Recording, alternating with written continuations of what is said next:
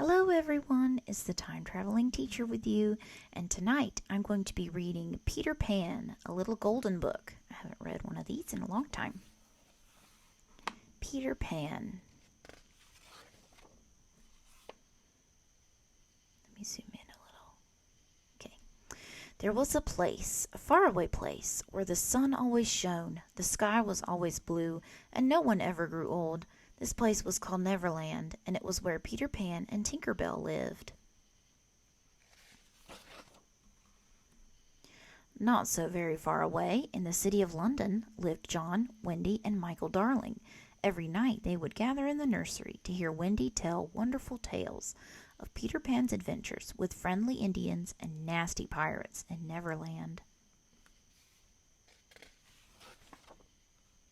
One night, when Wendy was telling John and Michael a favorite Peter Pan story, Nana, their St. Bernard, started barking outside in the yard. Ruff, ruff, ruff, ruff. Not a moment later, Peter Pan appeared with Tinker Bell. "I came to find my shadow," said Peter Pan. "Nana took it from me the other night as I was secretly listening to your stories." "Here it is," said Wendy. John and Michael looked on in amazement as she sewed it back onto Peter's body.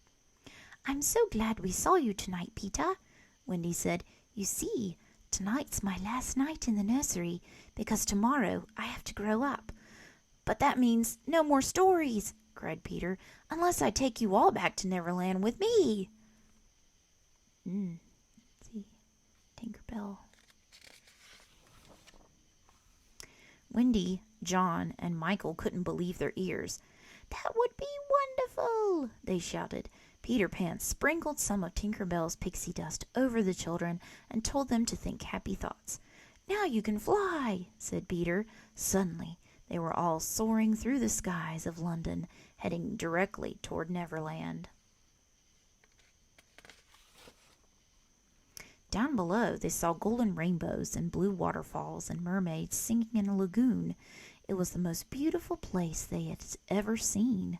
There were beaches and deep forests, and of course, there was the Indian camp. Yes, this indeed was Neverland. "This way!" called Peter Pan as Wendy, John, and Michael landed in one of the forests.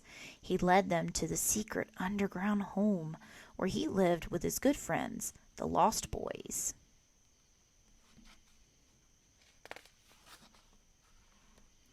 John and Michael played with the boys, while Peter and Wendy went to visit the beautiful mermaids in the lagoon. It was there that Peter Pan spied the Indian chief's daughter, Tiger Lily, tied up in the boat of the evil Captain Hook. Peter and Wendy could overhear the pirate demanding, "Tell me the hiding place of Peter Pan."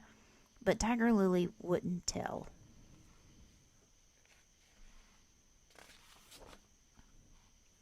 "I have to save her," Peter told Wendy. They flew off together to Skull Rock, where Captain Hook had taken Tiger Lily. There Peter challenged Captain Hook to a thrilling duel. Peter was so quick and brave that at last the nasty pirate landed in the water, only to be chased back to his ship by a ferocious crocodile. Peter rescued Tiger Lily and returned her to her father, the chief. Captain Hook was very angry. "That cursed Peter Pan! I shall have my revenge against him once and for all!" he cried. He captured Tinker Bell and forced her to show him where Peter Pan lived. Then he caged her in a lantern.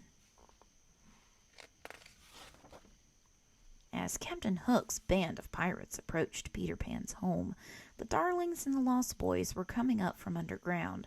One by one, they were captured and taken to the pirate ship.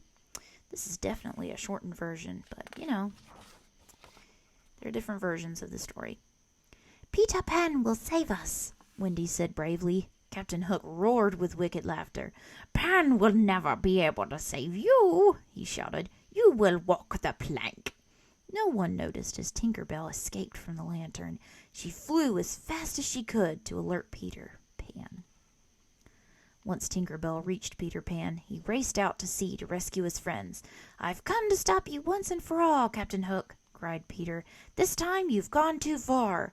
After another fierce duel, Peter Pan threw Hook and all of the pirates overboard. Hook was chased away by the crocodile, and nobody cared to save him.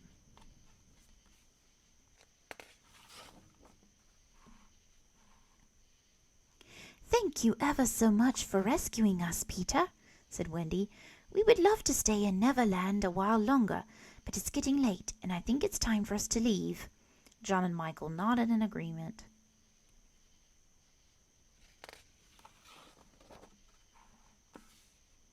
"Well, if that's the case," said Peter, "we sail tonight." Once again Peter Pan sprinkled Tinker Bell's pixie dust over everyone, and Captain Hook's pirate ship was suddenly sailing through the skies of Neverland, heading back to the Darlings' home in London.